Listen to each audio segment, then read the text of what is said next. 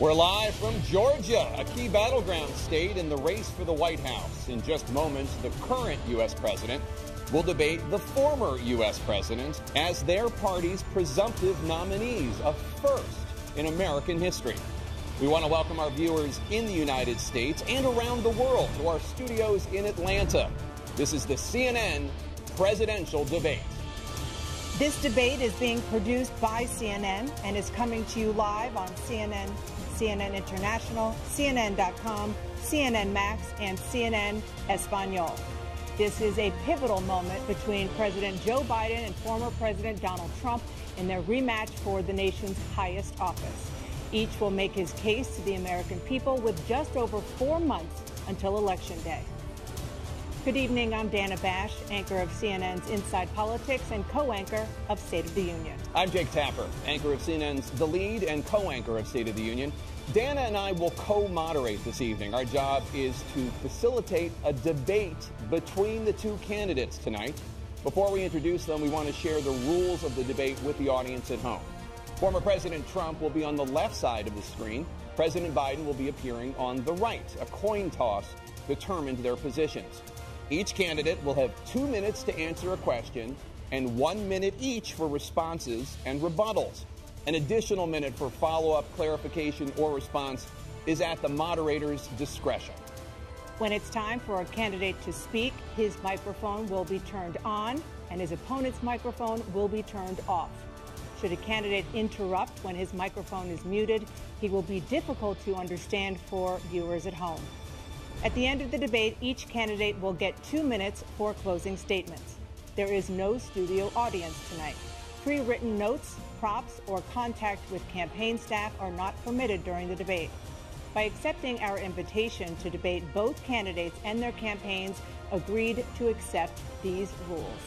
Now, please welcome the 46th President of the United States, Joe Biden.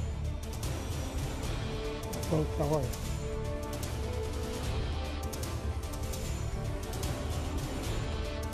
Great to be here. Thank you. And please welcome the 45th President of the United States, Donald Trump.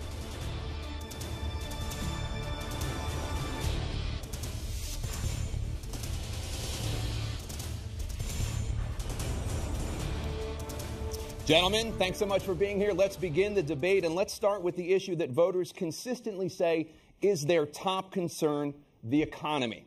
President Biden, inflation has slowed, but prices remain high. Since you took office, the price of essentials has increased. For example, a basket of groceries that cost $100 then now costs more than $120. And typical home prices have jumped more than 30%. What do you say to voters who feel they are worse off under your presidency than they were under President Trump? We got to take a look at what I was left when I became president and what Mr. Trump left me. We had an economy that was in free fall. The pandemic was so badly handled. Many people were dying. All he said was, it's not that serious. Just inject a little bleach into your arm. You'll be all right. The economy collapsed. There were no jobs. Unemployment rate rose to 15%. It was terrible. And so what we had to do is try to put things back together again. And that's exactly what we began to do. We created 15,000 new jobs. We brought out a position where we have 800,000 new manufacturing jobs. But there's more to be done. There's more to be done. Working class people are still in trouble. I come from Scranton, Pennsylvania. I come of a household where the kitchen table, if the things weren't able to be met during the month, it was a problem. Price of eggs, the price of gas, the price of housing, the price of a whole range of things. That's why I'm working so hard to make sure I deal with those problems. And we're going to make sure that we reduce the price of housing. We're going to make sure we build 2 million new units. We're going to make sure we cap rents so corporate greed can't take over. The combination, what I was left with in corporate greed, is the reason why we're in this problem right now. In addition to that, we're in a situation where if you take a look at all that was done in his administration, he didn't do much at all. By the time he left, things were in chaos, literally chaos. And so we put things back together. We created, I said, those jobs. We make sure we had a situation where we brought down the price of prescription drugs, which is a major issue for many people, to $15 for an insulin shot as opposed to $400. No senior has to pay more than $200 for any drug, all the drugs they can include beginning next year. in a situation and we're going to make that available to everybody, to all Americans. So we're working to bring down the price around the kitchen table, and that's what we're going to get done. Thank you. President Trump? We have the greatest economy in the history of our country. We have never done so well. Everybody was amazed by it. Other countries were copying us. We got hit with COVID, and when we did, we spent the money necessary so we wouldn't end up in a Great Depression, the likes of which we had in 1929. By the time we finished, so we did a great job. We got a lot of credit for the economy, a lot of credit for the military, and no wars, and so many other things. Everything was rocking good. But the thing we never got the credit for, and we should have, is getting us out of that COVID mess. He created mandates that was a disaster for our country. But other than that, we had given them back a country where the stock market actually was higher than pre-COVID, and nobody thought that was even possible.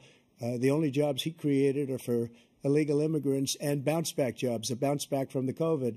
He has not done a good job. He's done a poor job, and inflation's killing our country. It is absolutely killing us. Thank you. President Biden? Well, look, the greatest economy in the world, he's the only one who thinks that, I think. I don't know anybody else who thinks he had the greatest economy in the world. And, you know, the fact of the matter is that we found ourselves in a situation where his economy, he rewarded the wealthy. He had the largest tax cut in American history, $2 trillion. He raised a deficit larger than any president has in any one term. He's the only president other than Herbert Hoover who's lost more jobs than he had when he began, since Herbert Hoover. The idea that he did something that was significant. And the military, you know, when he was president, they were still killing people in Afghanistan. He didn't do anything about that. When he was president, we were still finding ourselves in a position where you had a notion that we were this safe country. The truth is, I'm the only president this century that doesn't have this decade, that doesn't have any troops dying anywhere in the world like he did. President Trump, I want to follow up if I can. Am I allowed to respond to him? Well, I'm going to ask you a follow-up. You can do whatever you want with the minute that we give you. I want to follow up. You want to impose a 10% tariff on all goods coming into the U.S. How will you ensure that that doesn't drive prices even higher? It's not going to drive them higher. It's just going to cost countries that have been ripping us off for years, like China and many others, in all fairness to China. It's going to just force them to pay us a lot of money, reduce our deficit tremendously, and give us a lot of power for other things. But he made a statement. The only thing he was right about is I gave you the largest tax cut in history. I also gave you the largest regulation cut in history. That's why we had all the jobs. And the jobs went down, and then they bounced back, and he's taking credit for bounce-back jobs. You can't do that. He also said he inherited 9% inflation. Now, he inherited almost no inflation, and it stayed that way for 14 months. And then it blew up under his leadership because they spent money like a bunch of people that didn't know what they were doing, and they don't know what they were doing. It was the worst, probably the worst administration in history. There's never been. And as far as Afghanistan is concerned, I was getting out of Afghanistan, but we were getting out with dignity, with strength, with power. He got out. It was the most embarrassing day in the history of our country's life. President Trump, over the last 8 years, under both of your administrations, the national debt soared to record highs. And according to a new nonpartisan analysis, President Trump, your administration approved $8.4 trillion in new debt, while so far, President Biden, you've approved $4.3 trillion in new debt. So, former President Trump, many of the tax cuts that you signed into law are set to expire next year. You want to extend them and go even further, you say.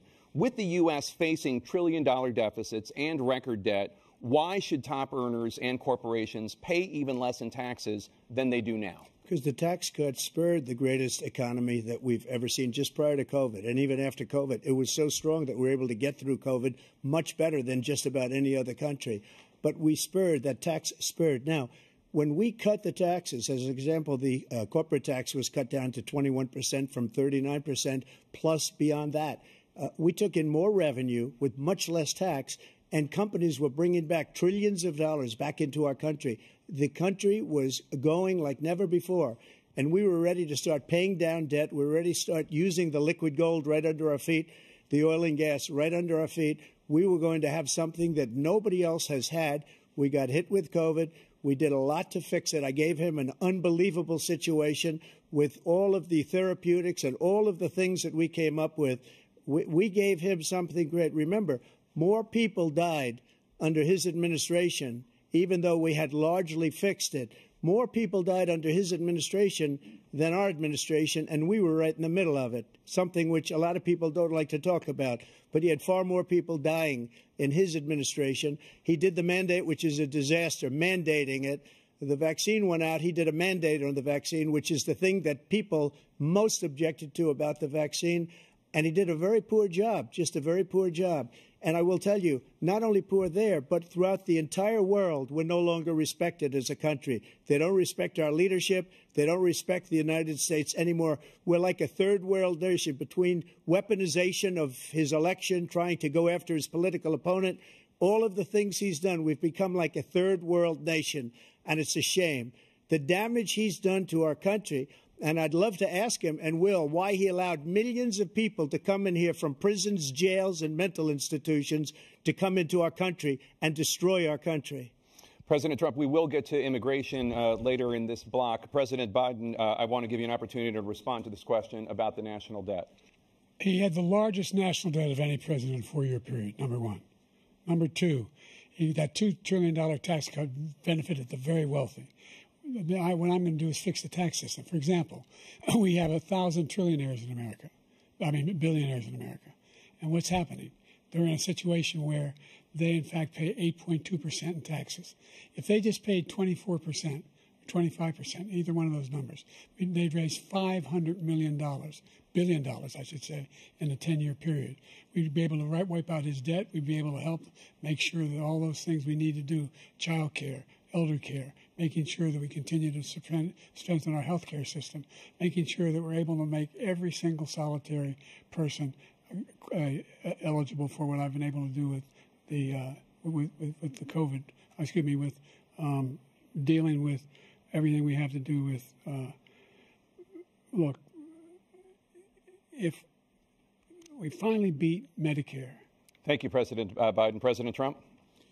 Well, he's right. He did beat Medicare. He beat it to death, and he's destroying Medicare because all of these people are coming in. They're putting them on Medicare. They're putting them on Social Security. They're going to destroy Social Security. This man is going to single-handedly destroy Social Security. These millions and millions of people coming in, they're trying to put them on Social Security. He will wipe out Social Security. He will wipe out Medicare. So he was right in the way he finished that sentence, and it's a shame. What's happened to our country in the last 4 years is not to be believed. Foreign countries, I'm friends with a lot of people, they cannot believe what happened to the United States of America. We're no longer respected.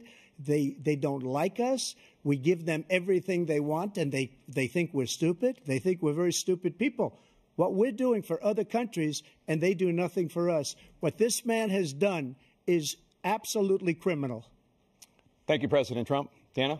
This is the first presidential election since the Supreme Court overturned Roe v. Wade. This morning, the court ruled on yet another abortion case, temporarily allowing emergency abortions to continue in Idaho, despite that state's restrictive ban. Former President Trump, you take credit for the decision to overturn Roe v. Wade, which returned the issue of abortion to the states. Correct. However, the federal government still plays a role in whether or not women have access to abortion pills. They're used in about 2/3 of all abortions. As president, would you block abortion medication? First of all, the Supreme Court just approved the abortion pill, and I agree with their decision to have done that, and I will not block it.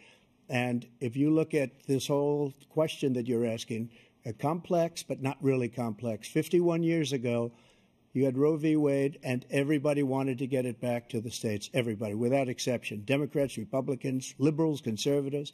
Everybody wanted it back. Religious leaders. And what I did is I put 3 great Supreme Court justices on the court, and they happened to vote in favor of killing Roe v. Wade and moving it back to the states. This is something that everybody wanted. Now, 10 years ago or so, they started talking about how many weeks and how many this, getting into other things. But every legal scholar throughout the world, the most respected, wanted it brought back to the states. I did that. Now the states are working it out. If you look at Ohio, it was a decision that was an end result that was a little bit more liberal than you would have thought. Kansas, I would say the same thing. Texas is different. Florida is different. But they're all making their own decisions right now. And right now, the states control it. That's the vote of the people. Like Ronald Reagan, I believe in the exceptions. I am a person that believes. And frankly, I think it's important to believe in the exceptions. Some people, you have to follow your heart. Some people don't believe in that. But I believe in the exceptions for rape, incest, and the life of the mother. I think it's very important. Some people don't. Follow your heart. But you have to get elected also, and because that has to do with other things. You got to get elected. The problem they have is they're radical because they will take the life of a child in the 8th month, the 9th month, and even after birth. After birth, if you look at the former governor of Virginia, he was willing to do this. He said, we'll put the baby aside and we'll determine what we do with the baby, meaning we'll kill the baby. What happened is we brought it back to the states, and the country is now coming together on this issue. It's been a great thing. Thank you. President Biden? It's been a terrible thing, what you've done. The fact is that the vast majority of constitutional scholars supported Roe when it was decided. Supported Roe. And that's this idea that they're all against it is just ridiculous. And this is the guy who says the state should be able to have it. We're in a state where in 6 weeks, you don't even know whether you're pregnant or not, but you cannot see a doctor, and have him decide on what your circumstances are, whether you need help. The idea that states are able to do this is a little like saying we're going to turn civil rights back to the states. Let each state have a different rule. Look, there's so many young women who have been, including a young woman who just was murdered, and he went to the funeral. The idea that she was murdered by an immigrant coming in. They talk about that, but here's the deal: there's a lot of young women who are being raped by their in-laws, by their spouses, brothers and sisters. It's just ridiculous, and they can do nothing about it. And they try to arrest them when they cross state lines. Thank you. There have been many young women murdered by the same people he allows to come across our border. We have a border that's the most dangerous place anywhere in the world, considered the most dangerous place anywhere in the world. And he opened it up, and these killers are coming into our country, and they are raping and killing women. And it's a terrible thing. As far as the abortion is concerned, it is now back with the states. The states are voting. In many cases, it's frankly a very liberal decision. In many cases, it's the opposite. But they're voting, and it's bringing it back to the vote of the people, which is what everybody wanted, including the founders, if they knew about this issue, which, frankly, they didn't. But they would have. Everybody wanted it brought back. Ronald Reagan wanted it brought back. He wasn't able to get it. Everybody wanted it brought back, and many presidents had tried to get it back. I was the one to do it. And again, this gives it the vote of the people, and that's where they wanted it. Every legal scholar wanted it that way. Staying on the topic of abortion, President Biden, 7 states, I'll let you do that. This is the same topic. 7 states have no legal restrictions on how far into a pregnancy a woman can obtain an abortion. Do you support any legal limits on how late a woman should be able to terminate a pregnancy? I supported Roe v. Wade, which had 3 trimesters. The first time is between the woman and the doctor. Second time is between the doctor and an extreme situation. The third time is between the doctor, between the woman and the state. The idea that the politicians, that the founders wanted the politicians to be the ones making decisions about women's health is ridiculous. That's the last. No politician should be making that decision. A doctor should be making those decisions. That's how it should be run. That's what you're going to do. And if I'm elected, I'm going to restore Roe v. Wade. So that means he can take the life of the baby in the 9th month and even after birth, because some states, Democrat-run, take it after birth. Again, the former governor of Virginia, put the baby down, then we decide what to do with it. So he's willing to, as we say, rip the baby out of the womb in the 9th month and kill the baby. Nobody wants that to happen, Democrat or Republican. Nobody wants it to happen. You're lying. That is simply not true. The Roe v. Wade does not provide for that.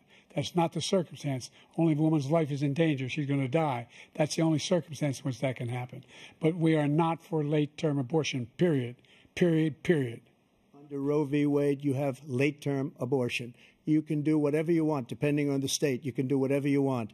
We don't think that's a good thing. We think it's a radical thing. We think the Democrats are the radicals, not the Republicans. For 51 years, that was the law. 51 years, constitutional scholarship said it was the right way to go. 51 years, and it was taken away because this guy put very conservative members on the Supreme Court. He takes credit for taking it away. What's he going to do? What's he going to do? In fact, if the MAGA Republicans, he gets elected, and the MAGA Republicans control the Congress, and they pass a universal ban on abortion, period, across the board at 6 weeks or 7 or 8 or 10 weeks, something very, very conservative. Is he going to sign that bill? I'll veto it. He'll sign it. Thank you. Let's turn now to the issue of immigration and border security. President Biden, a record number of migrants have illegally crossed the southern border on your watch. Overwhelming border states and overburdening cities such as New York and Chicago, and in some cases causing real safety and security concerns. Given that, why should voters trust you to solve this crisis? Because we worked very hard to get a bipartisan agreement that not only changed all of that, it made sure that we are in a situation where you had no circumstance where they could come across the border with the number of border police there are now. We significantly increased the number of asylum officers. By the way, the Border Patrol endorsed my position.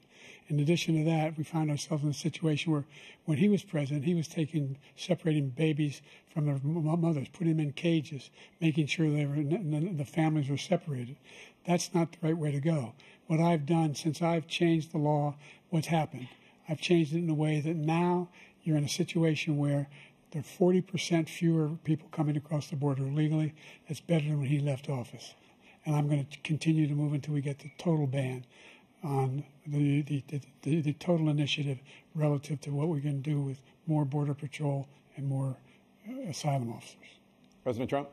I really don't know what he said at the end of that sentence. I don't think he knows what he said either. Look, we had the safest border in the history of our country.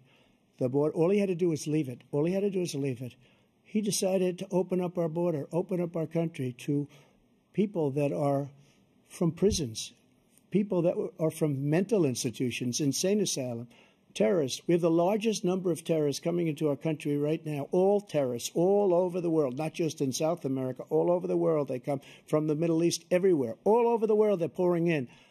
And this guy just left it open. And he didn't need legislation because I didn't have legislation. I said, close the border. We had the safest border in history. In that final couple of months of my presidency, we had, according to Border Patrol, who is great, and by the way, who endorsed me for president, but I won't say that, but they endorsed me for president. Brandon, just speak to him. But look, we had the safest border in history. Now we have the worst border in history. There's never been anything like it. And people are dying all over the place, including the people that are coming up in caravans. Thank you, President Trump. President Biden? The only terrorist who's done anything crossing the border is one who came along and killed under his administration, killed an al-Qaeda person come in his administration, killed 3 American soldiers. That's the only terrorist that's there. I'm not saying that no terrorist ever got through, but the idea they're emptying their prisons, we're welcoming these people, that's simply not true. There's no data to support what he said. Once again, he's exaggerating, he's lying. President Trump, staying on the topic of immigration, you've said that you're going to carry out, quote, the largest domestic deportation operation in American history, unquote. Does that mean that you will deport every undocumented immigrant in America, including those who have jobs, including those whose spouses are citizens, and including those who have lived here for decades? And if so, how will you do it? Just 1 second. He said we killed 3 people. The people we killed are al-Baghdadi and Soleimani, the 2 greatest terrorists, biggest terrorists anywhere in the world, and it had a huge impact on everything, not just border, on everything. He's the one that killed people with the bad water, including hundreds of thousands of people dying, and also killing our citizens when they come in. We are living right now in a rat's nest. They're killing our people in New York, in California, in every state in the union, because we don't have borders anymore. Every state is now a border. And because of his ridiculous, insane, and very stupid policies, people are coming in and they're killing our citizens at a level that we've never seen. We call it migrant crime. I call it Biden migrant crime. They're killing our citizens at a level that we've never seen before. And you're reading it like these 3 incredible young girls over the last few days. One of them, I just spoke to the mother, and they just had the funeral for this girl, 12 years old. This is horrible what's taken place. What's taken place in our country, we're literally an uncivilized country now. He doesn't want it to be. He just doesn't know. He opened the borders. Nobody's ever seen anything like. And we have to get a lot of these people out, or we have to get them out fast, because they're going to destroy our country. Just take a look at where they're living.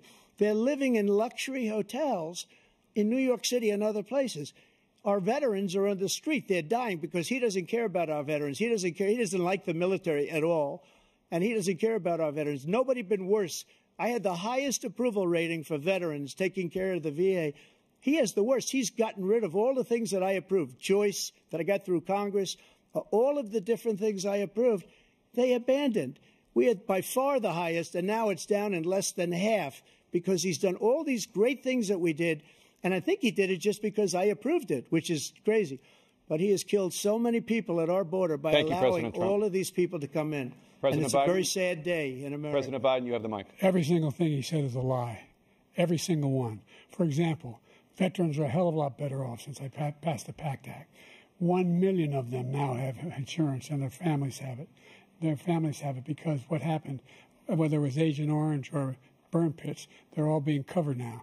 And his group opposed that. We're also in a situation where we have great respect for veterans. My son spent a year in Iraq, living right next to one of those burn pits, came back with stage 4 glioblastoma. I was recently in France for D-Day, and I spoke all about those heroes that died. I went to the World War I cemetery he refused to go to. He was standing with his 4-star general, and he told me, he said, I don't want to go in there because they're a bunch of losers and suckers. My son was not a loser, was not a sucker. You're the sucker. You're the loser. President Trump? First of all, that was a made-up quote, suckers and losers. They made it up. It was in a third-rate magazine that's failing, like many of these magazines. He made that up. He put it in commercials. We've notified him. We had 19 people that said I didn't say it. And think of this. Who would say I'm at a cemetery or I'm talking about our veterans? Because nobody's taken better care. I'm so glad this came up, and he brought it up. There's nobody that's taken better care of our soldiers than I have. To think that I would, in front of generals and others, say suckers and losers. We have 19 people that said it was never said by me. It was made up by him, just like Russia was made up, just like the 51 intelligence agents are made up. Just like the new thing with the 16 economists are talking, it's the same thing. 51 intelligence agents said that the laptop was Russia disinformation. It wasn't. That came from his son, Hunter. It wasn't Russia disinformation. He made up the suckers and losers, so he should apologize to me right now. 4-star general standing to your side who was on your staff who said you said it, period. That's number one. And number two, the idea that I have to apologize to you for anything along the line. We've done more for veterans than any president has in American history. And they now are in their family. The only sacred obligation we have as a country is to care for our veterans when they come home and their families and equip them when they go to war. That's what we're doing. That's what the VA is doing now. They're doing more for veterans than ever before in our history. All right. Thank you so much. Let's move to the topic of foreign policy. I want to begin with Russia's war against Ukraine, which is now in its 3rd year. Former President Trump, Russian President Vladimir Putin says he'll only end this war if Russia keeps the Ukrainian territory it has already claimed and Ukraine abandons its bid to join NATO. Are Putin's terms acceptable to you? First of all, our veterans and our soldiers can't stand this guy. They can't stand him. They think he's the worst commander-in-chief, if that's what you call him, that we've ever had. They can't stand him. So let's get that straight. And they like me more than just about any of them. And that's based on every single bit of information. As far as Russia and Ukraine, if we had a real president, a president that knew, that was respected by Putin, he would have never invaded Ukraine. A lot of people are dead right now, much more than people know. You know, they talk about numbers. You can double those numbers, maybe triple those numbers. He did nothing to stop it. In fact, I think he encouraged Russia from going in. I'll tell you what happened. He was so bad with Afghanistan. It was such a horrible embarrassment, most embarrassing moment in the history of our country, that when Putin watched that and he saw the incompetence, that he should have fired those generals, like I fired the one that you mentioned, and so he's got no love lost. But he should have fired those generals. No general got fired for the most embarrassing moment in the history of our country, Afghanistan, where we left billions of dollars of equipment behind. We lost 13 beautiful soldiers, and 38 soldiers were obliterated. And by the way, we left people behind, too. We left American citizens behind. When Putin saw that, he said, you know what? I think we're going to go in and maybe take this was his dream. I talked to him about it, his dream. The difference is he never would have invaded Ukraine. Never. Just like Israel would have never been invaded in a million years by Hamas. You know why? Because Iran was broke with me. I wouldn't let anybody do business with them. They ran out of money. They were broke. They had no money for Hamas. They had no money for anything. No money for terror. That's why you had no terror at all during my administration. This place, the whole world is blowing up under him. President Biden? I've never heard so much malarkey in my whole life. Look, the fact of the matter is that we're in a situation where, let's take the last point first. Iran attacked American troops, caused brain damage for a number of these troops, and he did nothing about it. Recently, not when he was president. They attacked. He said they're just having headaches. That's all it is. He didn't do a thing when the attack took place, number one. Number two, we got over 100,000 Americans and others out of Afghanistan during that airlift. Number three, we found ourselves in a situation where, if you take a look at what Trump did in Ukraine, this guy told Trump, do whatever you want and do whatever you want. And that's exactly what Trump did to Putin, encourage him, do whatever you want. And he went in. And listen to what he said when he went in. He was going to take Kyiv in 5 days, remember? Because it's part of the old Soviet Union. That's what he wanted to reestablish, Kyiv. And he, in fact, didn't do it at all. He wasn't able to get it done. And they've lost thousands and thousands of troops, 500,000 troops. President Trump, as I come back to you for 1 minute, I just want to go back to my original question, which is, are Putin's terms acceptable to you? Keeping the territory in Ukraine? No, they're not acceptable. But look, this is a war that never should have started. If we had a leader in this war, he led everybody along. He's given $200 billion now or more to Ukraine. He's given $200 billion. That's a lot of money. I don't think there's ever been anything like it. Every time that Zelensky comes to this country, he walks away with $60 billion. He's the greatest salesman ever. And I'm not knocking him. I'm not knocking anything. I'm only saying the money that we're spending on this war, and we shouldn't be spending, it should have never happened. I will have that war settled between Putin and Zelensky as president-elect before I take office on January 20th. I'll have that war settled. People being killed so needlessly, so stupidly, and I will get it settled, and I'll get it settled fast before I take office. President Biden, you have a minute. The fact is that Putin is a war criminal. He's killed thousands and thousands of people. And he has made one thing clear. He wants to reestablish what was part of the Soviet Empire, not just a piece. He wants all of Ukraine. That's what he wants. And then you think he'll stop there? Do you think he'll stop when if he takes Ukraine? What do you think happens to Poland? What do you think of Belarus? What do you think happens to those NATO countries? And so if you want a war, you ought to find out what he's going to do, because if, in fact, he does what he says and walks away, and by the way, all that money we give Ukraine are from weapons we make here in the United States. We give them the weapons, not the money at this point. And our NATO allies have produced as much funding for Ukraine as we have. That's why we're strong. Thank you. Moving on to the Middle East. In October, Hamas attacked Israel, killing more than 1,000 people and taking hundreds of hostages. Among those held and thought to still be alive are 5 Americans. Israel's response has killed thousands of Palestinians and created a humanitarian crisis in Gaza. President Biden, you've put forward a proposal to resolve this conflict, but so far Hamas has not released the remaining hostages, and Israel is continuing its military offensive in Gaza. So what additional leverage will you use to get Hamas and Israel to end the war? You have 2 minutes. Number one, everyone from the United Nations Security Council straight through to the G7 to the Israelis and Netanyahu himself have endorsed the plan I put forward, which has 3 stages to it. The first stage is trade the hostages for a ceasefire. Second phase is a ceasefire with additional conditions. The third phase is the end of the war. The only one who wants the war to continue is Hamas. Number one, they're the only ones standing out. We're still pushing hard to get them to accept. In the meantime, what's happened? in Israel, we're finding that the only thing I've denied Israel was 2,000-pound bombs. They don't work very well in populated areas. They kill a lot of innocent people. We're providing Israel with all the weapons they need and when they need them. And by the way, I'm the guy that organized the world against Iran when they had a full-blown intercontinental ballistic missile attack on Israel. No one was hurt. No one Israeli was accidentally killed, and it stopped. We saved Israel. We are the biggest producer of support for Israel of anyone in the world. And so there are two different things. Hamas cannot be allowed to be continued. We continue to send our experts and our intelligence people as to how they can get Hamas like we did bin Laden. You don't have to do it.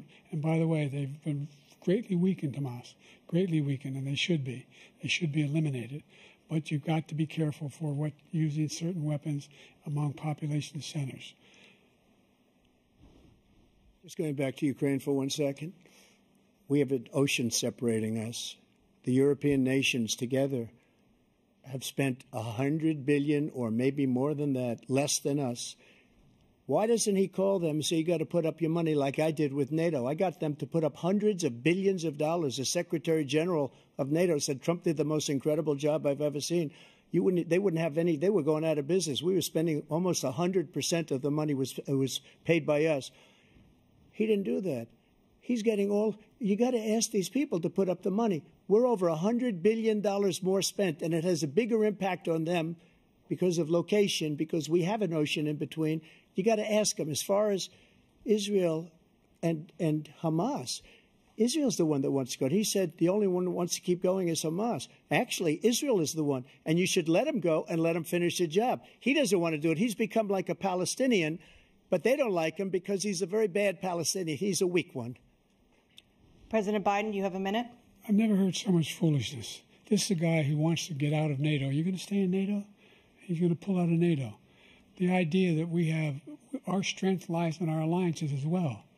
It may be a big ocean, but we're ever able to avoid a war in Europe, a major war in Europe? What happens if, in fact, you have Putin continue to go into NATO? We have an Article 5 agreement. Attack on one is attack on all. You want to start the nuclear war he keeps talking about, go ahead. Let Putin go in and control Ukraine and then move on to Poland and other places. See what happens then. He has no idea what the hell he's talking about.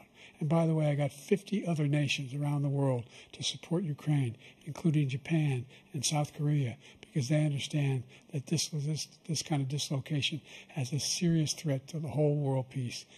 No major war in Europe has ever been able to be contained just to Europe. President Trump, just to follow up, would you support the creation of an independent Palestinian state in order to achieve peace in the region? I'd have to see, but before we do that, the problem we have is that we spend all the money. So they kill us on trade. I made great trade deals with the European nations because if you add them up, they're about the same size economically. Their economy is about the same size as the United States. And they were no cars, no. They don't want anything that we have, but we're supposed to take their cars, their food, their everything, their agriculture. I changed that. But the big thing I changed is they don't want to pay.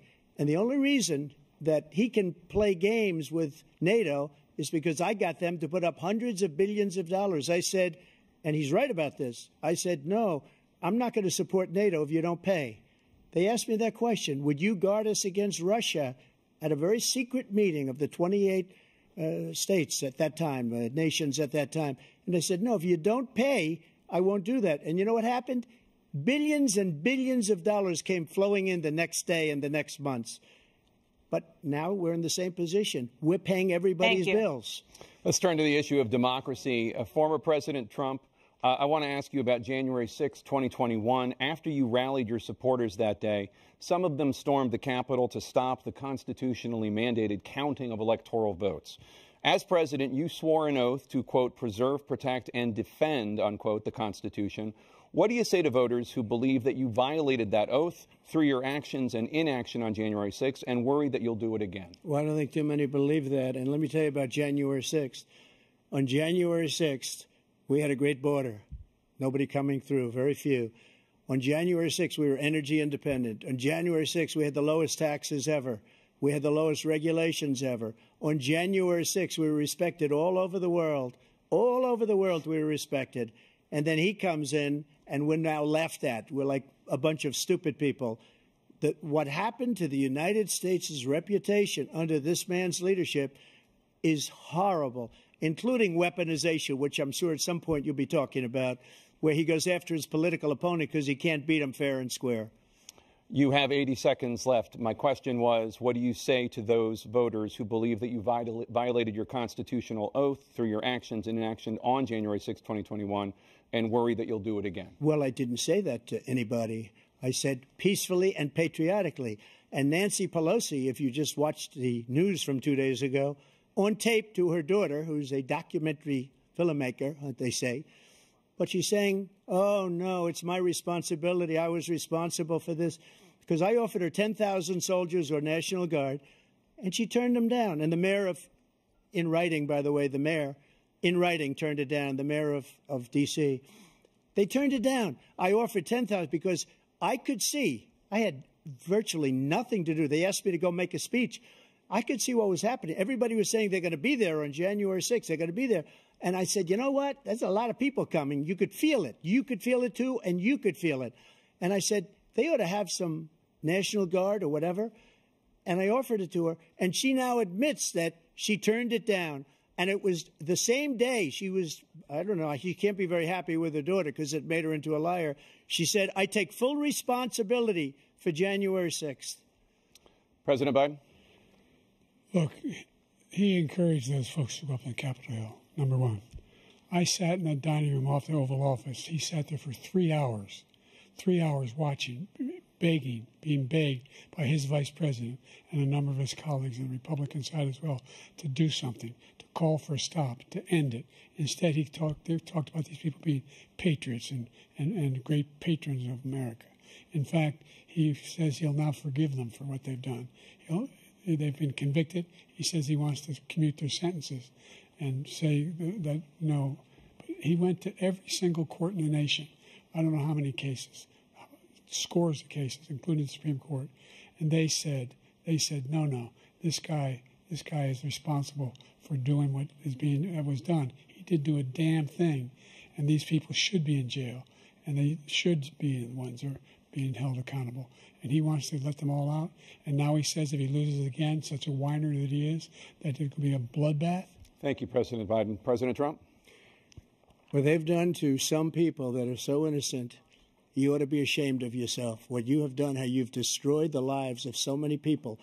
When they ripped down Portland, when they ripped down many other cities, you go to Minnesota, Minneapolis, what they've done there, with the fires all over the city. If I didn't bring in the National Guard, that city would have been destroyed.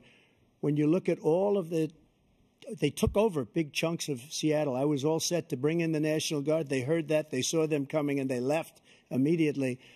What he said about this whole subject is so off. Peacefully patriotic. One other thing. The Unselect Committee, which is basically two horrible Republicans that are all gone now out of office, and Democrats, all Democrats, they destroyed and deleted all of the information they found because they found out we were right. We were right. And they deleted and destroyed all of the information. They should go to jail for that. If a Republican did that, they'd go to jail. Thank you, President Trump. President Biden, I want to give you a minute. The only person on this stage is a convicted felon is the man I'm looking at right now. And the fact of the matter is, what he's telling you is simply not true.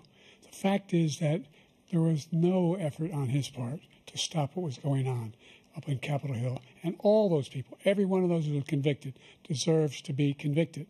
The idea that they didn't kill somebody, just went in and broke down doors, broke the windows, occupied offices, turned over desks, turned them over statues. The idea that those people are patriots? Come on. When I asked him the first two debates we had, first time around, I said, will you denounce the Proud Boys? He said, no, I'll tell them to stand by. The idea he's refusing, will you denounce these guys? Will you denounce the people we're talking about now? Will you denounce the people who attacked that Capitol? What are you going to do?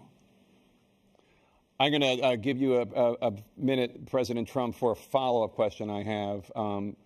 After a jury convicted you of 34 felonies last month, you said if reelected, you would, quote, have every right to go after, unquote, your political opponents. You just talked about members of the Select Committee on January 6th going to jail. Your main political opponent is standing on stage with you tonight. Can you clarify exactly what it means about you feeling you have every right to go after your political opponents? Well, I said my retribution is going to be success. We're going to make this country successful again, because right now it's a failing nation. My retribution is going to be success.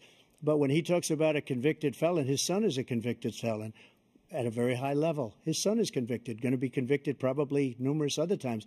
Should have been convicted before, but his Justice Department let the statute of limitations lapse on the most important things. But he could be a convicted felon as soon as he gets out of office. Joe could be a convicted felon with all of the things that he's done. He's done horrible things. All of the death caused at the border, telling the Ukrainian people that we're going to want $1 billion or you change the prosecutor. Otherwise, you're not getting $1 billion. If I ever said that, that's quid pro quo, that we're not going to do anything. We're not going to give you $1 billion unless you change your prosecutor having to do with the son. This man is a criminal.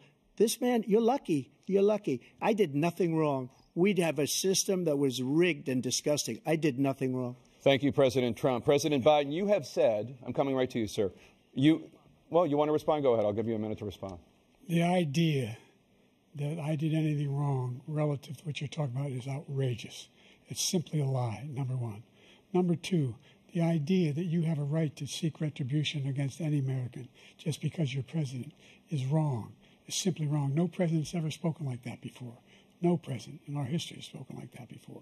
Number three, the crimes that you are still charged with, and think of all the civil penalties you have. How many billions of dollars do you owe in civil penalties for molesting a woman in public, for doing a whole range of things, of having sex with a porn star on the night while your wife was pregnant? I mean, what are you talking about? You have the morals of an alley cat. Give you a minute, sir. I didn't have sex with a porn star, number one. Number two, that was a case that was started and moved. They moved a high-ranking official, a DOJ, into the Manhattan DA's office to start that case. That case is going to be appealed and won. We had a very terrible judge, a horrible judge, Democrat. The prosecutor were all high-ranking Democrats, appointed people, and both the civil and the criminal. He basically went after his political opponent because he thought it was going to damage me. But when the public found out about these cases, because they understand them better than he does, he has no idea what these cases are. But when they found out about these cases, you know what they did? My poll numbers went up, way up. You know that because you're reporting it. And we took in more money in the last 2 weeks than we've ever taken in the history of any campaign. I don't think any campaign has ever taken. Hundreds of millions of dollars came pouring in because the public knows it's a scam, and it's a guy that's after his political opponent because he can't win fair and square. Thank you, President Trump. President Biden, you have said, quote, Donald Trump and his MAGA Republicans are determined to destroy American democracy. Do you believe that the tens of millions of Americans who are likely to vote for President Trump will be voting against American democracy? The more they know about what he's done, yes. The more they know about what he's done. And there's a lot more coming. He's got a lot of cases down the road coming around. He's got a whole range of issues he has to face. I don't know what the juries will do, but I do know he has a real problem. And so the fact that, could you ever think you hear any president say that I'm going to seek retribution? Do you ever hear any president say that I thought Hitler had some good ideas? What got me involved to run in the first place after my son had died, I decided in Iraq, because of Iraq, I said I wasn't going to run again until I saw what happened in Charlottesville, Virginia. People coming out of the woods carrying swastikas on torches, and singing the same anti-Semitic bile they sang when back in Germany. And the young woman got killed. They spoke to the mother, and they asked him. They said, "What do you think of those people? The ones who got killed, the one who tried to stop it, and the ones," he said, "I think they're fine people on both sides." What American president would ever say, Nazis coming out of fields carrying torches, singing the same anti-Semitic bile, carrying swastikas, were fine people? And this is the guy who says Hitler's done some good things. I'd like to know what they are. The good things Hitler's done, that's what he said. This guy has no sense of American democracy. President Trump. Jake, both of you know that story has been totally wiped out because when you see the sentence, it said, 100% exoneration on this. So he just keeps it going. He says he ran because of Charlottesville. He didn't run because of Charlottesville. He ran because it was his last chance. He's not equipped to be president. You know it, and I know it. It's ridiculous. We have a debate. We're trying to justify his presidency. His presidency, he's without question the worst president, the worst presidency in the history of our country. We shouldn't be having a debate about it. There's nothing to debate. He made up the Charlottesville story, and you'll see it's debunked all over the place. Every reasonable anchor has debunked it. And just the other day it came out where it was fully debunked. It's a nonsense story. He knows that, and he didn't run because of Charlottesville. He used that as an excuse to run. President Biden? And debunked. It happened. All you have to do is listen to what was said at the time. And the idea that somehow that's the only reason I ran because I was worried a guy like this guy could get elected. If he thought they were good people coming out of that forest, carrying those woods, carrying those torches, then he didn't deserve to be president. Didn't deserve to be president at all. And the idea that he's talking about all this being fabricated, we saw with our own eyes. We saw what happened on January 6th. We saw the people breaking through the windows. We saw people occupying his own vice president. Look, there's a reason why 40 of his 44 top cabinet officers refused to endorse him this time. His vice president hasn't endorsed him this time. So why? Why? They know him well. They serve with him. Why are they not endorsing him? Thank you, President Biden. We're going to be right back with more from the CNN presidential debate.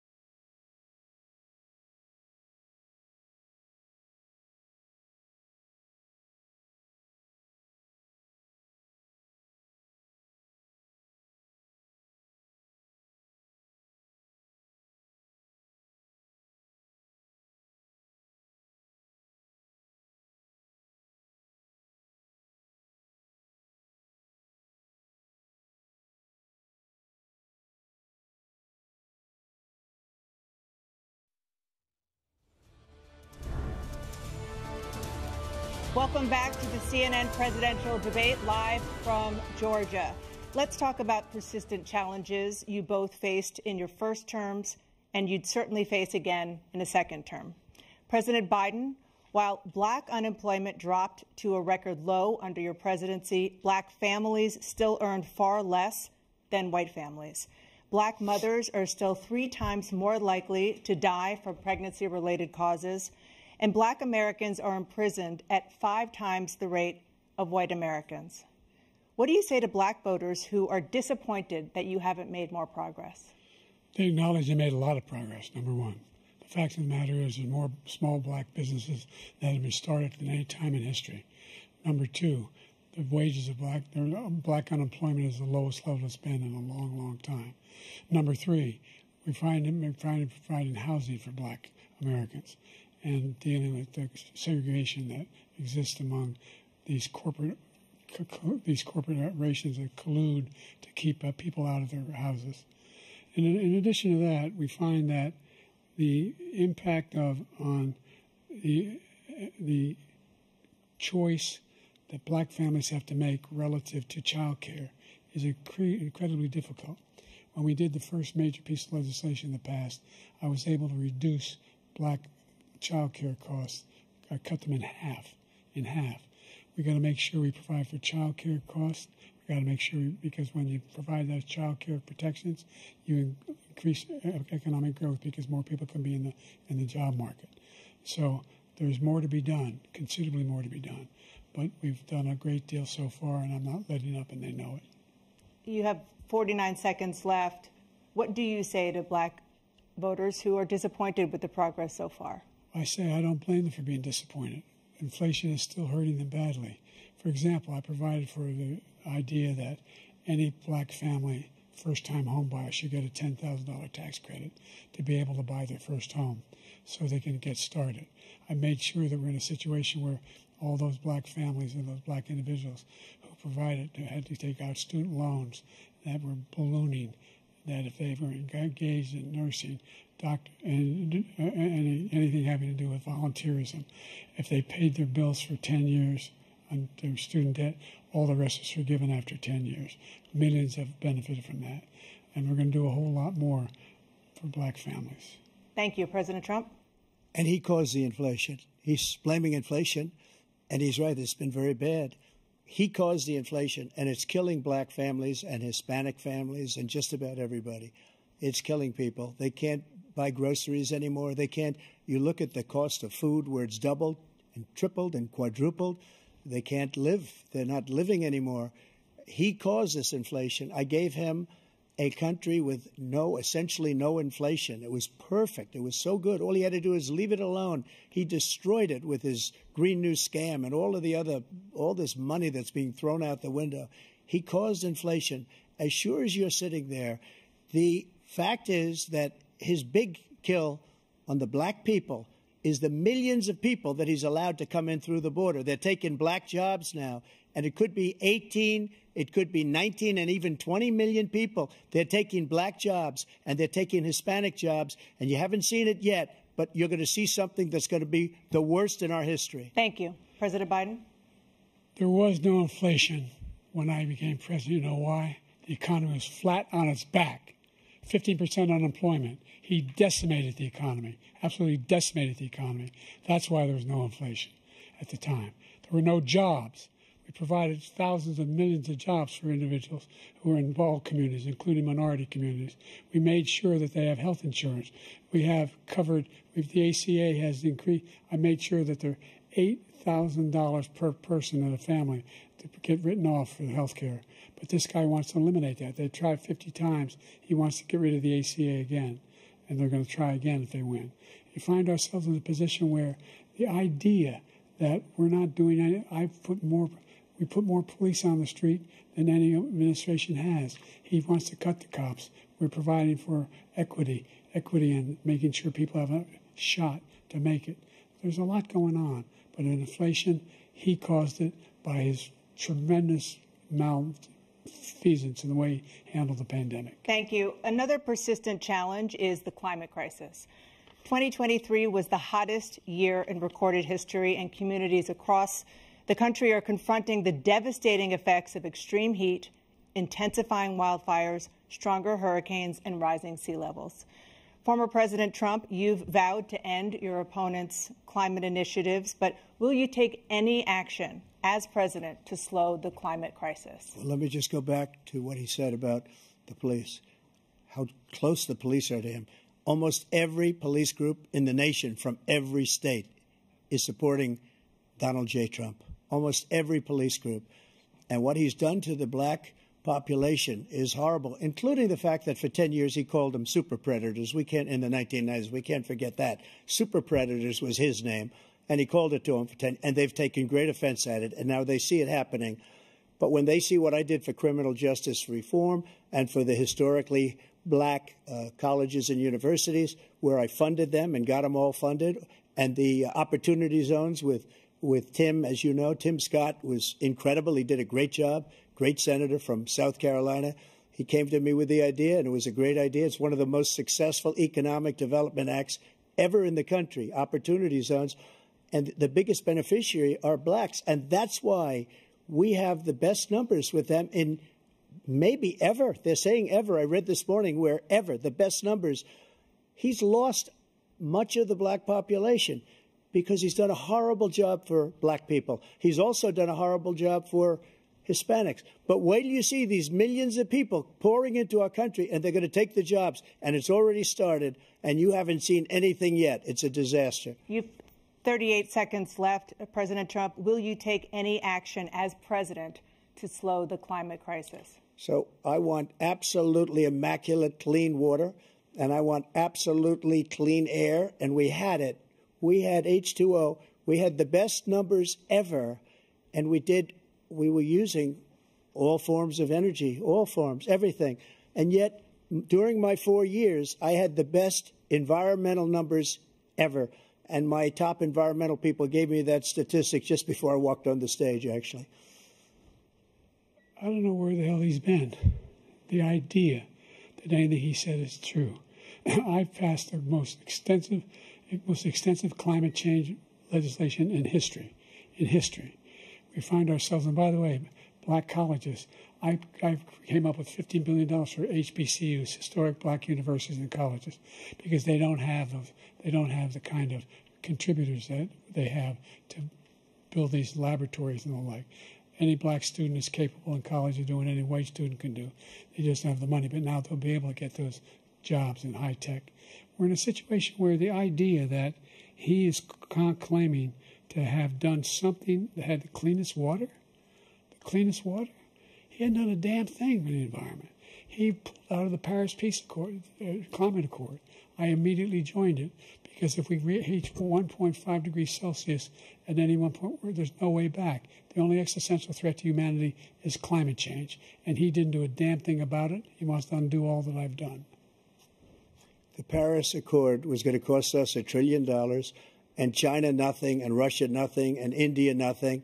It was a ripoff of the United States. And I ended it because I didn't want to waste that money because they treat us horribly. We were the only ones who was costing us money. Nobody else was paying into it. And it was a disaster. But everything that he said just now, I'll give you an example. I heard him say before insulin. I'm the one that got the insulin down for the seniors. I took care of the seniors.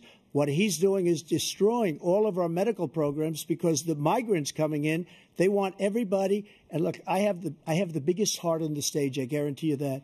And I want to take care of people. But we're destroying our country. They're taking over our schools, our hospitals, and they're going to be taking over Social Security. He is destroying Social Security, Medicare, and Medicaid. The idea is that we, in fact, we were the only ones of consequence who were not members of the Paris Accord. How can we do anything if we're not able to, the United States can't get its pollution under control? One of the largest polluters in the world, number one. We're making significant progress. By 2035, we will have cut pollution in half. We have made significant progress, and we're continuing to make progress. We set up a climate corps for thousands of young people who will learn how to deal with climate, just like the Peace Corps. And we're moving in directions that are going to significantly change the elements of cause of pollution. But the idea that he claims that he has the biggest heart up here, and he's really concerned about pollution and about climate. I've not seen any indication of that. And by the way, with regard to prescription drugs, one company agreed that they would reduce the price to $35, which I was calling for, one, voluntarily. I made sure every company in the world, every pharmaceutical company, cannot have to pay. Thank you. And by the way, so every day, millions of Americans struggle just to make ends meet. For many older Americans, Social Security provides a critical lifeline. President Biden, if nothing is done to Social Security, seniors will see their benefits cut in just over 10 years. Will you name tonight one specific step that you're willing to take to keep Social Security solvent? yes, make the very wealthy begin to pay their fair share. Right now, everybody making under $170,000 pays 6% of their income, of their paycheck, every single time they get a paycheck from the time the first one they get when they're 18 years old. The idea that they're going to, I've been proposing that everybody, the millionaires pay 1%. So no one I would not raise the cost of Social Security for anybody under $400,000. After that, I began to make the wealthy begin to pay their fair share by increasing from 1% beyond to be able to guarantee the program for life. So you still have 82 seconds left. Are there any other measures that you think that would be able to help keep Social Security solvent, or is that one enough? Well, no, that one enough will keep it solvent, but the biggest thing I'll do if we defeat this man, because he wants to get rid of Social Security. He thinks there's plenty to cut in Social Security. He's wanting to cut Social Security and Medicare, both times. And and if you look at the program put forward by the House Republican caucus that I believe supports, is in fact want to cut it as well. The idea that we don't need to protect our seniors is ridiculous. And by the way, the American public has greater health care coverage today than ever before. And on the ACA, as I said, you're in a circumstance where 400,000 people, 40 million people would not have insurance because they have a pre-existing condition. Only thing that allows them to have that insurance is the fact that they, in fact, are part of the ACA. And by the way, the other thing is, we're in a situation where we talk about education for black communities. I've raised the amount of money for Pell Grants by another $8,000. So anybody making under $70,000 a year is going to be able to get $15,000 toward their tuition. He just doesn't know what he's talking about. Thank you, President Biden. President Trump. So I've dealt with politicians all my life. I've been on this side of the equation for the last 8 years. I've never seen anybody lie like this guy. He lies. I've never seen it. He can look you in the face. About so many other things, too. And we mentioned the laptop. We mentioned Russia, Ukraine. Everything he does is a lie. It's misinformation and disinformation. The losers and suckers story that he made up is a total lie on the military. It's a disgrace. But Social Security, he's destroying it because millions of people are pouring into our country, and they're putting them onto Social Security. They're putting them onto Medicare, Medicaid. They're putting them in our hospitals. They're taking the place of our citizens. What they're doing to the VA, to our veterans, is unbelievable. Our veterans are living in the street, and these people are living in luxury hotels. He doesn't know what he's doing, and it's really coming back. I've never seen such anger in our country before. President Biden? The idea that veterans are not being taken care of, I told you before. And by the way, when I said suckers and losers, he acknowledged after that he fired that general. That general got fired because he's the one that acknowledged that that's what he said. He was the one standing with Trump when he said it, number one. Number two, the idea that we're going to be in a situation where all these millions and millions, the way he talks about it, illegal aliens are coming into the country and taking away our jobs. There's a reason why we have the fastest growing economy in the world, the reason why we have the most successful economy in the world. We're doing better than any other nation in the world. And by the way, those 15 Nobel laureates he talked about being phony, those 15 Nobel laureates, economists, they all said that if Trump is reelected, we're likely to have a recession and inflation is going to increasingly go up. And by the way, worst president in history, 159 presidential scholars voted him the worst president in the history of the United States of America. President Biden, thank you so much. Let's turn to the cost of child care, which many American families struggle to afford. President Trump, both you and President Biden have tried to address this issue. But the average cost of child care in this country has risen to more than $11,000 a year per child. For many families, the cost of child care for 2 children is more than their rent. In your second term, what would you do to make child care more affordable? Just to go back, the general got fired because he was no good. And if he said that, that's why he made it up. But we have 19 people that said I didn't say it, and they're very highly respected, much more so than him. The other thing is, he doesn't fire people. He never fired people. I've never seen him fire anybody. I did fire a lot. I fired Comey because he was no good. I fired a lot of the top people at the FBI, drained the swamp. They were no good. Not easy to fire people. You'd pay a price for it, but they were no good. I inherited these people. I didn't put them there. I didn't put Comey there. He was no good. I fired him. This guy hasn't fired anybody. He never fires. He should have fired every military man that was involved with that the Afghanistan horror show, the most embarrassing moment in the history of our country. He didn't fire. Did you fire anybody? Did you fire anybody that's on the border that's allowed us to have the worst border in the history of the world? Did anybody get fired for allowing 18 million people, many from prisons, many from mental institutions? Did you fire anybody that allowed our country to be destroyed? Joe, our country is being destroyed as you and I sit up here and waste a lot of time on this debate. This shouldn't be a debate. He is the worst president. He just said about me because I said it. But look, he's the worst president in the history of our country. He's destroyed our country. Now all of a sudden he's trying to get a little tough on the border. He came out with a nothing deal, and it reduced it a little bit, like this much. It's insignificant. He wants open borders. He wants our country to either be destroyed or he wants to pick up those people as voters.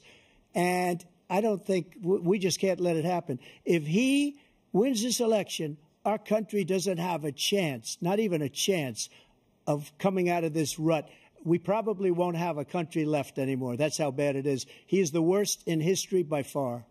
Thank you, President Trump. President Biden? We are the most admired country in the world. We're the United States of America. There's nothing beyond our capacity. We have the finest military in the history of the world, the finest in the history of the world. No one thinks we're weak. No one wants to screw around with us. Nobody, number one. Number two, the idea that we're talking about worst presidents. I wasn't joking. Look it up or go online. 159 or 58, don't hold me the exact number, presidential historians, they've had meetings and they voted who's the worst president in American history. One through best to worst. They said he was the worst in all of American history. That's a fact. That's not conjecture. He can argue they're wrong, but that's what they voted. The idea that he is doing anything to deal with child care, he did virtually nothing to child care. We should significantly increase the child care tax credit. We should significantly increase the availability of women and men or single parents to be able to go back to work.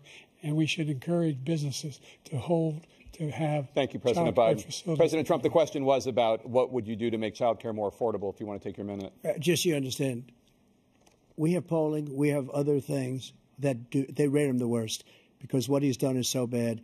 And they rate me, I'll show you, I will show you, and they rate me one of the best, okay? And if I'm given another 4 years, I will be the best. I think I'll be the best. Nobody's ever created an economy like us. Nobody ever cut taxes like us. He's the only one I know. He wants to raise your taxes by 4 times. He wants to raise everybody's taxes by 4 times. He wants the Trump tax cuts to expire. So everybody, including the two of you, are going to pay 4 to 5 times. Nobody ever heard of this before. All my life, I'd grow up and I'd see politicians talking about cutting taxes. When we cut taxes, as I said, we did more business. Apple and all these companies, they were bringing money back into our country. The worst president in history by far, and everybody knows it. President Biden? Look, the fact of the matter is that he's dead wrong about, he's increased the tariff, he will increase the taxes on middle-class people. I said I'd never raise the tax on anybody making less than $400,000. I didn't. But this tariff is 10% tariffs. Everything coming in the country, you know what the economists say? That's going to cost the average American $2,500 a year more because they're going to have to pay the difference in food and all the things that are important. Number two, he's in a situation where he talks about how he has not raised, he's somehow helped the middle class. Middle class have been devastated by you. Now you want a new tax cut of $5 trillion over the next 10 years, which is going to fundamentally bankrupt the country. You had the largest deficit of any president in American history, number one. Number two, you have not, in fact, made any contact, any progress with China. We are the lowest trade deficit with China since 2010. Thank you, President Biden. Thank you, President Biden. Let's discuss an epidemic impacting millions of Americans that both of you have made a top priority in your first term, the opioid crisis. And for both of you, the number of overdose deaths in this country has gone up. Under your term, it went up. Under your term, it has gone up. Former President Trump, despite the efforts that both of you have made, more than 100,000 Americans are dying from overdoses every year, primarily from fentanyl and other opioids. What will you do to help Americans right now in the throes of addiction who are struggling to get the treatment they need? To finish up, we now have the largest deficit in the history of our country under this guy. We have the largest deficit with China. He gets paid by China. He's a Manchurian candidate. He gets money from China. So I think he's afraid to deal with them or something. But do you notice he never took out my tariffs because we bring in so much money with the tariffs that I imposed on China. He never took them away. He can't because it's too much money. It's tremendous. And we saved our steel industries, and there was more to come, but he hasn't done that. But he hasn't cut the tariffs because he can't, because it's too much money. But he's got the largest deficit in the history of our country, and he's got the worst situation with China. China's going to own us if you keep allowing them to do what they're doing to us as a country. They are killing us as a country, Joe, and you can't let that happen. You're destroying our country. So, President Trump, you have 67 seconds left. The question was, what are you going to do to help Americans in the throes of addiction right now who are struggling to get the treatment they need? Jake, we were doing very well at addiction until the COVID came along. We had the 2.5, almost 3 years of like nobody's ever had before, any country, in every way.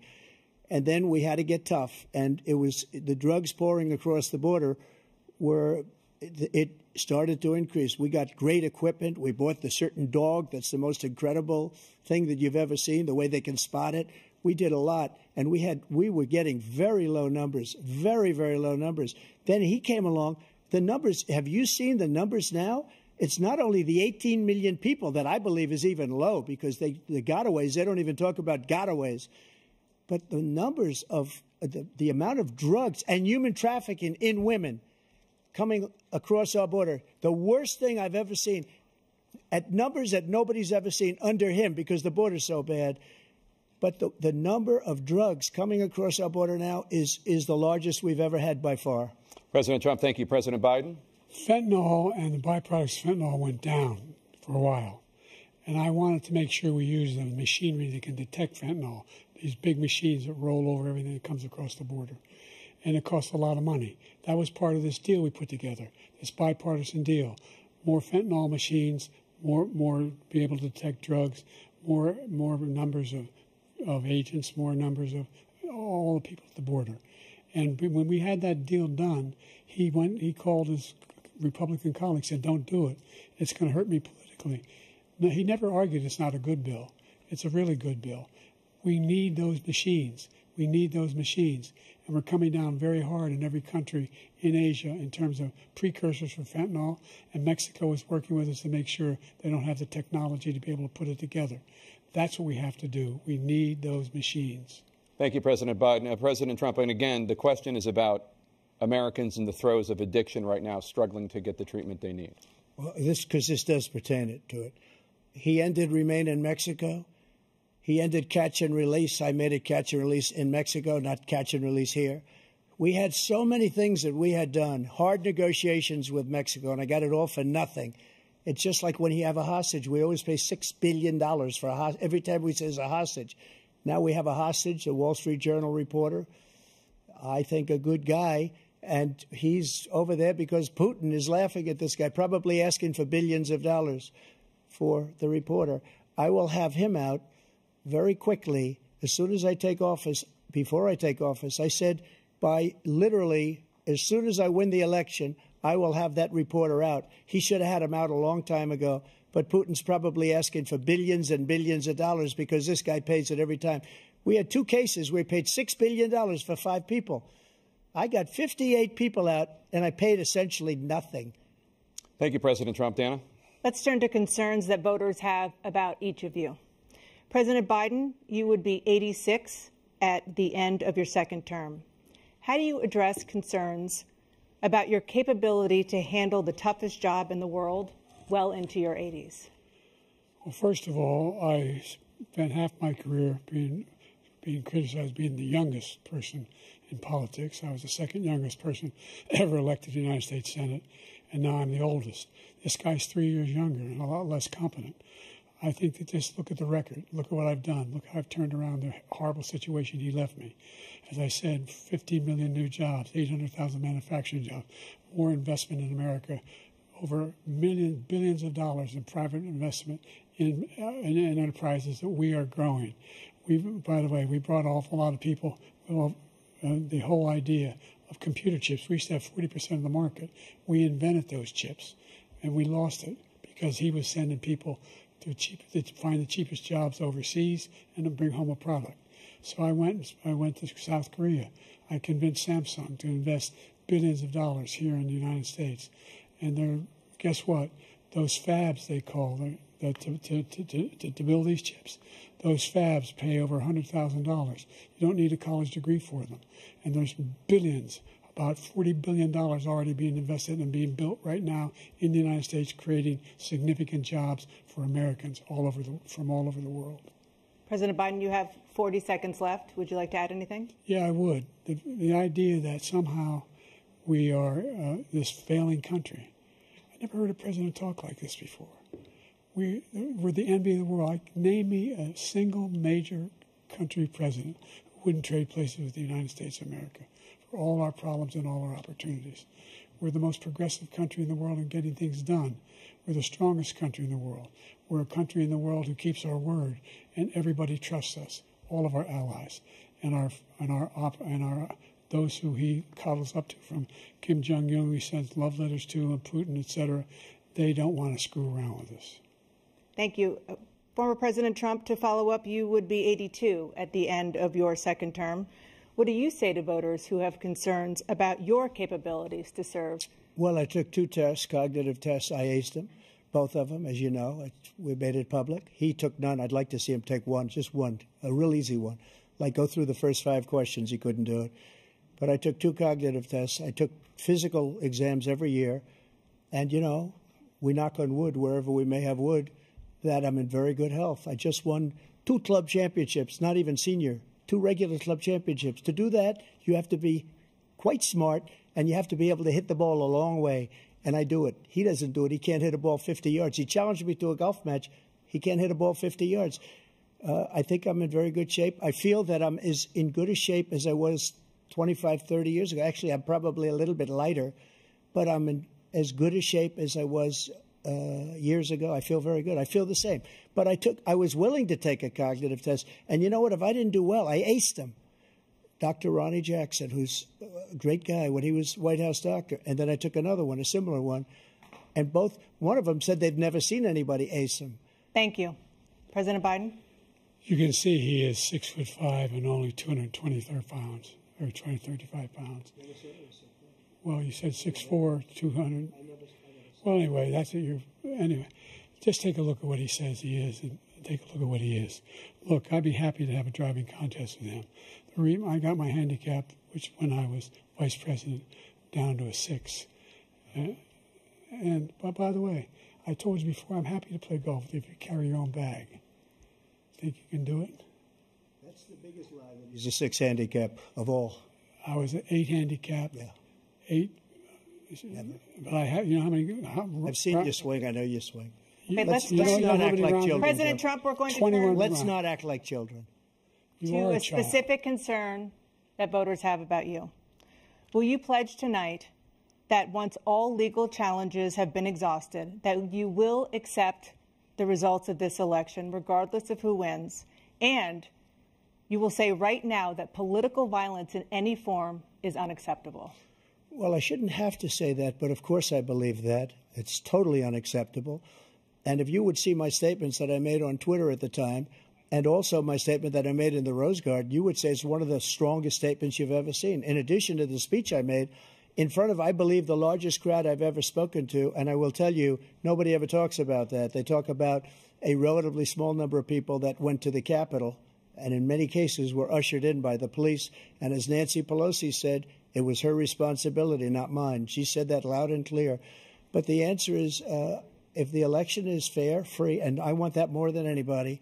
And I'll tell you something. I wish he was a great president because I wouldn't be here right now. I'd be at one of my many places enjoying myself. I wouldn't be under indictment because I wouldn't have been his political opponent because he indicted me because I was his opponent. I wish he was a great president. I would rather have that. I wouldn't be here. I don't mind being here. But the only reason I'm here is he's so bad as a president that I'm going to make America great again. We're going to make America great again. We're a failing nation right now. We're a seriously failing nation. And we're a failing nation because of him. His policies are so bad. His military policies are insane. They're insane. These are wars that will never end with him. He will drive us into World War III, and we're closer to World War III than anybody can imagine. We are very, very close to World War III, and he's driving us there. And Kim Jong-un and President Xi of China, Kim Jong-un of North Korea, all of these, Putin, they don't respect him. They don't fear him. They have nothing going with this gentleman, and he's going to drive us into World War III. You want a World War III, let him follow and win, and let Putin say, do what you want, NATO. Just do what you want. There's a thing called Article 5. An attack on one is an attack on all, and required response. The idea, I can't think of a single major leader in the world who wouldn't trade places with the job I've done and what they've done. Because we are a powerful nation. We have wonderful people. It's because of the people, not me. It's because of the American people. They're capable of anything, and they step up when they're needed. And right now, we're needed. We're needed to protect the world because our own safety is at stake. And again, you want to have a war, just let Putin go ahead and take Kyiv, make sure they move on, see what happens in Poland, Hungary, and other places along that border. Then you have a war. President Trump, as I come back to you for a follow-up, the question was, will you accept the results of this election, regardless of who wins?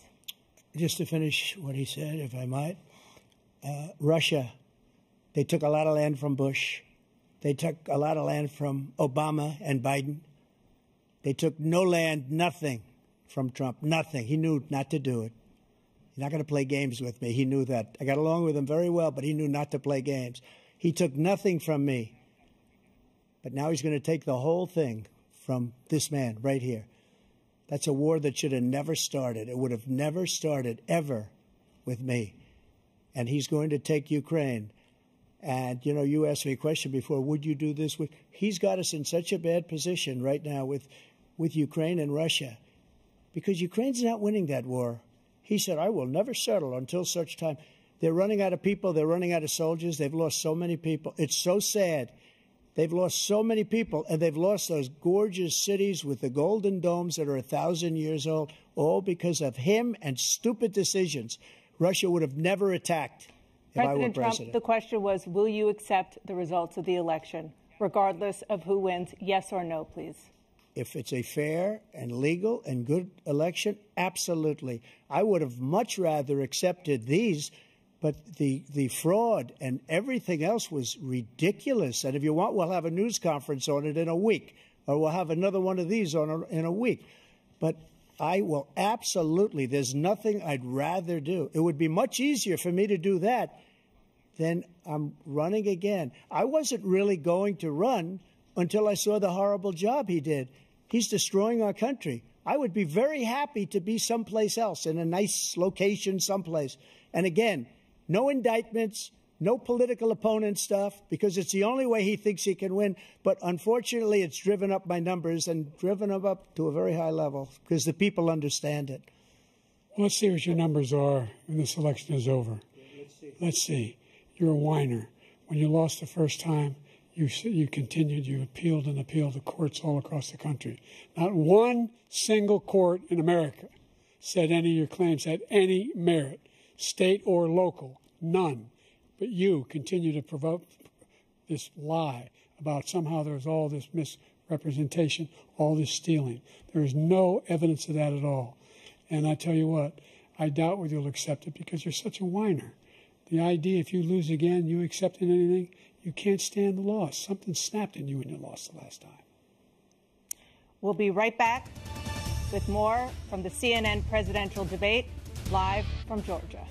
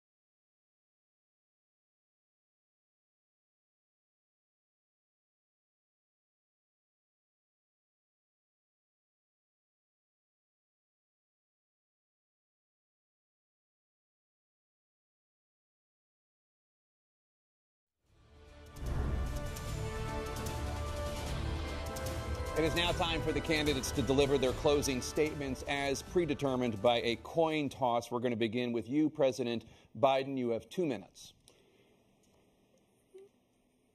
We've made significant progress from the debacle that was left by President Trump in his last term. We find ourselves in a situation where, number one, we have to make sure that we have a fair tax system. I ask anyone out there in the audience, or anyone out watching this debate, do you think the tax system is fair? The fact is that I said nobody even making under $400,000 had a single penny increase in their taxes, and will not. And if I'm reelected, that will be the case again. But this guy has increased your taxes because of the deficit. Number one, He's increased inflation because of the debacle he left after the way he handled the pandemic. And he finds himself in a position where he now wants to tax you more by putting a 10% tariff on everything that comes into the United States of America. What I did, when, for example, he wants to get rid of the ability of Medicare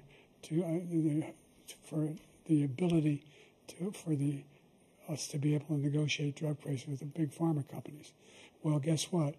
We got it down to $35 for insulin instead of $400. No more than $2,000 for every senior, no matter how much prescription they need. You know what that did? That reduced the federal debt by $160 billion over 10 years because the government doesn't have to pay the exorbitant prices. I'm going to make that available to every senior all along, it's happening now, and everybody in America. He wants to get rid of that. I'm going to make sure that we have child care. We're going to significantly increase the credits people have for child care. I'm going to make sure we do something about what we're doing on lead pipes and all the things that are causing health problems for people across the country. We're going to continue to fight to bring down inflation and give people a break. Thank you, President Biden. President Trump, you now have 2 minutes for your closing statement. Like so many politicians, this man is just a complainer. He said, we want to do this, we want to do that, we want to get rid of this tax, that tax. But he doesn't do anything. All he does is make our country unsafe by allowing millions and millions of people to pour in. Our military doesn't respect him. We look like fools in Afghanistan. We didn't stop Israel. It was such a horrible thing that would have never happened. It should have never happened. Iran was broke. Anybody that did business with Iran, including China, they couldn't do business with the United States. They all passed. Iran was broke. They had no money for Hamas or Hezbollah, for terror, no money whatsoever. Again, Ukraine should have never happened. He talks about all this stuff, but he didn't do it. For 3.5 years, we're living in hell. We have the Palestinians and we have everybody else rioting all over the place. You talk about Charlottesville. This is 100 times Charlottesville, 1,000 times. The whole country is exploding because of you, because they don't respect you, and they have to respect their president, and they don't respect you throughout the world. What we did was incredible. We rebuilt the military. We got the largest tax cut in history, the largest regulation cut in history. The reason he's got jobs is because I cut the regulations that gave jobs, but he's putting a lot of those regulations back on. All of the things that we've done, nobody's never seen anything like. Even from a medical standpoint, right to try, where we can try space-age materials instead of going to Asia or going to Europe and trying to get when you're terminally ill. Now you can go and you can get something. You sign a document. They've been trying to get it for 42 years. But you know what we did for the military was incredible. Choice for our soldiers, where our soldiers, instead of waiting for 3 months to see a doctor, can go out and get themselves fixed up and readied up and take care of themselves, and they're living. And that's why I had the highest approval rating in the history of the VA. So all of these things, we're in a failing nation, but it's not going to be failing anymore. We're going to make it great again. Thank you, former President Trump, President Biden.